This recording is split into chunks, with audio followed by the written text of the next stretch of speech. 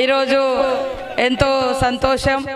మరి ఉద్యమకారులు, పోరాట యోధులు ప్రపంచాన్ని, సామ్రాజ్యవాదాన్ని మరి గడగడలాడించినటువంటి శక్తి, కార్మిక శక్తి, తద్వారా వందలాది సంవత్సరాలుగా పోరాడి సాధించుకున్నటువంటి మరే అనేక హక్కుల ద్వారా ఈరోజు మళ్ళీ ఇంకా ఏ సమస్యలు అవుతున్నాయో వాటి కోసం మీ యొక్క పోరాటాన్ని, ఉద్యమ స్ఫూర్తిని ప్రపంచ కార్మికులారా ఏకం కండి అనేటువంటి నినాదంతో ఈరోజు అందరినీ ఏకం చేసినటువంటి మా సామ్రాజ్యన్న గారికి ప్రత్యేకంగా ధన్యవాదాలు. మరి ఇక్కడ ముఖ్య అతిథులుగా పెద్దలు గౌరవనీయులు ఎమ్మెల్సీ మన కోదండ్ సారు, ఉద్యమకారుడు, అదేవిధంగా మీకోసం సరే తనకు అంతగా నాకున్నంత అటాచ్మెంట్ ఉద్యమాలతో లేకున్నా ఉద్యమకారుల యొక్క సమస్యలు, హమారీల యొక్క కష్టాలు అన్నీ తెలిసినటువంటి వ్యక్తిగా మరి రాజేంద్ర అన్న గారు మీకోసం ఇంత నడిబొడ్డున భూమి కేటాయించినందుకు నేను ప్రత్యేకంగా వారికి ధన్యవాదాలు, నమస్కారాలు తెలియజేస్తున్నా. అందరూ కూడా చప్పట్లతోటి మరి వారు మనకు అవకాశం ఇచ్చినందుకు మీకు చాలా మంచి అవకాశం. ఇవాళ వరంగల్ నడిబొడ్డున దొరకడం అనేది దాన్ని ఖచ్చితంగా వారు నిర్మిస్తారు. ఇప్పుడే ఇంకా అట్లా కాకుండా ఎట్లా చేద్దామని మేమిద్దరం కూడా మాట్లాడుకోవడం జరిగింది. కాబట్టి మీకు ఇచ్చిన మాట ప్రకారం నాయని రాజేందర్ అన్న గారు మీకు ఆ భవనాన్ని కట్టించి ఇస్తారని ఈ సందర్భంగా తెలియజేస్తా ఉన్నాను. అదేవిధంగా మానవ హక్కుల వేదిక పెద్దలు తిరుపతన్న గారు, ఇతర వేదిక మీద ఉన్నటువంటి సోదరులు, ముఖ్యంగా మరి కమ్యూనిస్టు విప్లవ భావాలతో ఏ మీటింగ్ అయినా కూడా అక్కడ అనేక కష్టాలను కలబోసుకునే వేదికగా అది పాటల రూపంలో, మాటల రూపంలో మరి ప్రతి సందర్భంలో బయటకు వస్తూ ఉంటుంది. కాబట్టి భావాల్ని, బాధల్ని, కష్టాలని, కర్తవ్యాన్ని వ్యక్తం చేస్తున్నటువంటి ఈ కార్మిక వేదికకు, వేదిక మీద ఉన్న సోదరులకు అందరికీ కూడా పేరు పేరున కార్మికోద్యమ శుభాకాంక్షలు, ధన్యవాదాలు తెలియజేస్తా ఉన్నాను. అద్భుతంగా పాటలు పాడినటువంటి మిట్టపల్లి సురేందర్ సోదరుడు, అదేవిధంగా సుక్కరామన్న, అదేవిధంగా భరత్, వచన్, యోచన్, ఇంకా వారి టీం అందరికి, కళా సోదరులకు అందరికీ, వేదిక మీద ఉన్న రవణకు, ఇంకా మిగతా ముఖ్య అతిథులుగా విచ్చేసినటువంటి కార్మికోద్యమ నాయకులకు అందరికీ పేరు పేరున ఉద్యమాభివందనలు తెలియజేస్తా ఉన్నాను. చరిత్ర అంతా కూడా చూస్తే పోరాటాల చరిత్రనే. అంటే కార్మికులు కానీ, కర్షకులు కానీ పోరాడకుండా ఏ హక్కు కూడా చరిత్రలో సాధించుకోలేదు.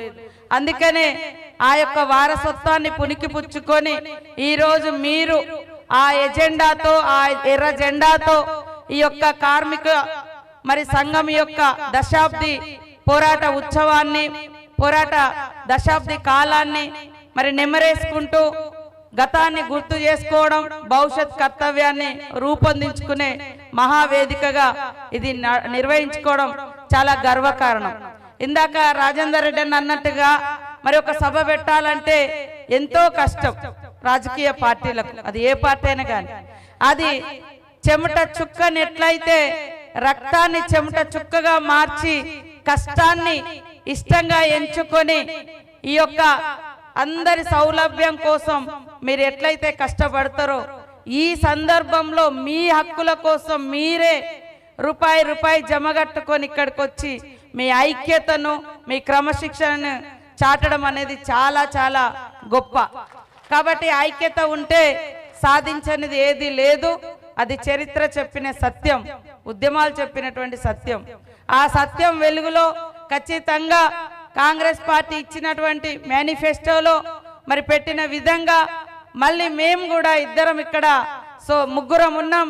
కోదండ్ సార్ గారు కానీ, నేను కానీ, రాజేందర్ అన్న, ఇంకా వేదిక మీద ఉన్నటువంటి సోదరులం తీసుకెళ్ళి ఖచ్చితంగా ముఖ్యమంత్రి గారితోటి, అదే విధంగా మేనిఫెస్టో కమిటీ చైర్పర్సన్గా శ్రీధర్ బాబు గారు కూడా ఉండే. సో మేమందరం ఇందులో మీ సంక్షేమ బోర్డు కోసం కానీ, హెల్త్ కార్డ్స్ కోసం కానీ, అదే విధంగా ఇన్సూరెన్స్ కోసం కానీ తప్పకుండా మాట్లాడి సాధించే విధంగా మీ పక్షాన ఉంటామని తెలియజేస్తా ఉన్నాం. అదే కాకుండా కొద్దిగా సిటీలలో ప్రత్యేకంగా కాలనీలు, ప్లేసులు దొరకకున్నా ప్రయత్నం చేస్తాం. బట్ పేద మన కార్మికులకు మాత్రం తప్పకుండా ఇల్లులు ఇచ్చే విధంగా కృషి చేస్తామని, ఇప్పిస్తామని కూడా ఈ సందర్భంగా తెలియజేస్తా ఉన్నాం. కాబట్టి ఈరోజు ఎర్రటెండలో మరి ఎర్రజెండా సోదరులందరూ ఈ యొక్క కష్టాన్ని, కర్తవ్యాన్ని మాట్లాడుకోవడానికి ఇక్కడికి రావడం జరిగింది. ఖచ్చితంగా మేము ఇచ్చిన మాట ప్రకారం కొద్దిగా ఆలస్యమైనా అవి నెరవేర్చే దిశగానే మీకు అండగా ఉంటామని మరోసారి తెలియజేస్తా ఉన్నాను. నేను వాస్తవానికి ప్రతిపక్షంలో ఉన్నప్పుడు హమాలీ భవనం కోసం ములుగులో ప్రయత్నం చేసిన, కానీ ఆ రోజు నాకు ₹1 కూడా ఎమ్మెల్యే ఫండ్ కూడా రాలే లాస్ట్ 5 years. సో అది స్థలం కొద్దిగా కేటాయించినప్పటికీ అక్కడుండే రకరకాల ఒత్తిళ్లతోటి అది అట్లనే పెండింగ్లో ఉంటే మళ్ళీ మరి వేరే ఫండ్ ద్వారా తీసుకొచ్చి మరి జాతరకు, సమ్మక్క సారలమ్మ జాతరకు ముందే హమాలీ భవనాన్ని కట్టించి వెంటనే ప్రారంభించడం జరిగింది సామ్రాజ్యం అన్న చేతుల మీదుగా.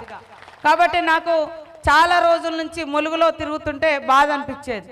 పాప మనోళ్ళు ఆ మూటలు ఎత్తుతారు, దించుతారు, తిరుగుతారు, కానీ ఎక్కడ పోయి కూర్చోవాలని ఎక్కడ చోటు ఉండదు.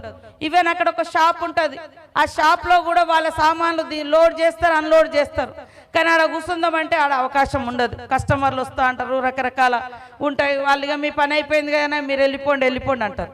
మళ్ళీ ఒక గంటకు మళ్ళీ ఇంకొక కాడ పని ఉంటుంది. మరి వీళ్ళందరూ ఎక్కడ జమ కావాలి, ఎక్కడ కూర్చోవాలి? వీళ్ళదంతా ఒక అడ్డా అనేది కూడా ఉండాలి.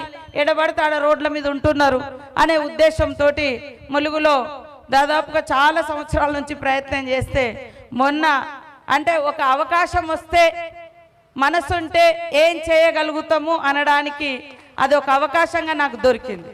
నేను అదే ఇంతకుముందు కూడా సమ్మక్క సారలమ్మ జాతర దగ్గర ఏం మొక్కుకున్నానో చాలా సందర్భాలుగా నా భావాన్ని, భావోద్వేగాన్ని వ్యక్తం చేయడం జరిగింది.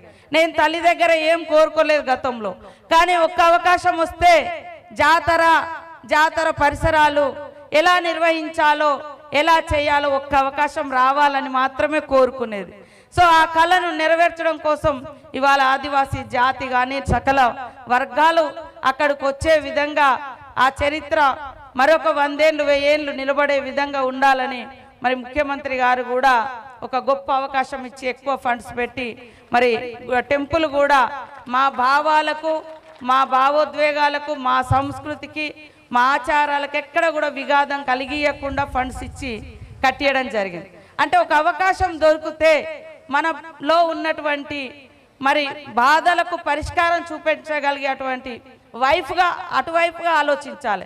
ఏదో మనం పర్సనల్గా ఈ పొజిషన్ వచ్చింది, ఇంత ఎత్తుకు ఎదిగినాం, ఇది కాదు. ఇన్ని లక్షల మందికి మనం అండగా ఉన్నాం, ఇన్ని లక్షల మంది సమస్యలను పరిష్కరించడం, ఆ దిశగానే మేము ఇక్కడ ఉన్న వేదిక మీద ఉన్నటువంటి ప్రజాప్రతినిధులుగా కూడా మేము ఆలోచించే వాళ్ళం. ఇవాళ ఇక్కడ కూడా వరంగల్లో వేలాది కోట్ల రూపాయలు మరి హన్మకొండలో రాజేందర్ అన్న గారు కూడా ఇనిషియేట్ తీసుకొని ఇవాళ అండర్ డ్రైనేజ్ టౌన్ ఎంత పొంగిపొర్లుతుందో మనం అంటే మొత్తం మునిగిపోతున్న సందర్భం. అదేవిధంగా ఇంకా నాలాలు ఇట్లాంటి వాటి మీద కూడా ఇక్కడ ఉండే సమస్యల మీద వారు ఫోకస్ చేస్తూ ఉన్నారు. మీ సమస్యలను తప్పకుండా మీరు మా దృష్టికి తీసుకొచ్చిండ్రు. ఇంతమంది ఇక్కడ ఇంత ఎండలో వచ్చి దూర ప్రాంతాల నుంచి 30 జిల్లాల నుంచి వచ్చి మరి మీ యొక్క ఐక్యతను, క్రమశిక్షణను, కర్తవ్యాన్ని, మీలో ఉండేటువంటి బాధను, భావోద్వేగాన్ని అన్నింటిని కూడా ఈ ర్యాలీ అదేవిధంగా ఈ సభ రూపంలో మీరు వ్యక్తం చేసిండ్రు. మేము తప్పకుండా బాధ్యత తీసుకున్నాం. మరి ముఖ్యమంత్రి గారి దృష్టికి, ఆయా శాఖ మన వివేక్ గారి దృష్టికి కూడా ప్రత్యేకంగా తీసుకెళ్లి ఇమీడియట్లీ కొన్ని అయినా కూడా పరిష్కరించే విధంగా కృషి చేస్తాం. ఈ మధ్యకాలంలో మన రాహుల్ గాంధీ గారి దగ్గర ఒక మీటింగ్ అయి ఉండే తెలంగాణ కాంగ్రెస్ నాయకులందరూ. వారు కూడా ప్రత్యేకంగా కార్మికులకు ఒప్పుకున్నటువంటి సమస్యలు, గిగ్ వర్కర్స్ ఇష్యూస్ ఏం చేసిర్రు, ఏమైంది, దాని మీద ఫాస్ట్గా రెస్పాండ్ కాండి, పరిష్కరించండి, అసెంబ్లీలో పెట్టండి అని కూడా వారు ఎక్కడెక్కడైతే ఏమేమైతే హామీలు ఇచ్చిర్రో వాటిని వారు కూడా ప్రత్యేకంగా మరి గుర్తుపెట్టుకొని వాటి కోసం ఆరా తీసి మమ్మల్ని ముందుకు పోయే విధంగా మరి భుజం తట్టడం జరిగింది. సో ఆయనకు కూడా ఎప్పుడు ఎక్కడైతే మాట ఇస్తే ఆ రకంగా ముఖ్యమంత్రి రేవంత్ రెడ్డి గారికి దృష్టి అంటే వారికి ప్రత్యేకంగా చెప్పడం, వారిని కూడా కల్పించాలని, ముఖ్యమంత్రి గారిని కల్పించాలని సామ్రాజ్యం అన్న కోరడం జరిగింది. కానీ మేము వేరే వేరే దగ్గర ఉండి వేరే వేరే రకాల బిజీతో మిమ్మల్ని కల్పించలేకపోయినాం. బట్ మీ ప్రతినిధులుగా తప్పకుండా మీరు ఇచ్చే అటువంటి రిప్రజెంటేషన్స్, మేము పెట్టినటువంటి మేనిఫెస్టోలో ఉన్నటువంటి వాగ్దానాలను పరిష్కరించే విధంగా కృషి చేస్తామని తెలియజేస్తూ, మరి మేము ముందే వచ్చి ముందు వెళ్ళిపోవడం భావ్యం కాదు, కానీ అంటే లేటుగా వచ్చి ముందు వెళ్ళిపోవడం భావ్యం కాదు, కానీ మమ్మల్ని అర్థం చేసుకుంటారని ఆశిస్తూ మీ అందరికీ ఉద్యమాభివందనలతో, ప్రపంచ కార్మికులు ఎట్లయితే ఐక్యంగా ఉన్నారో మరి తెలంగాణ కార్మికులందరూ కూడా ఆ రకంగా ఐక్యం కావాలని కోరుకుంటూ మీ అందరికీ శుభాకాంక్షలు.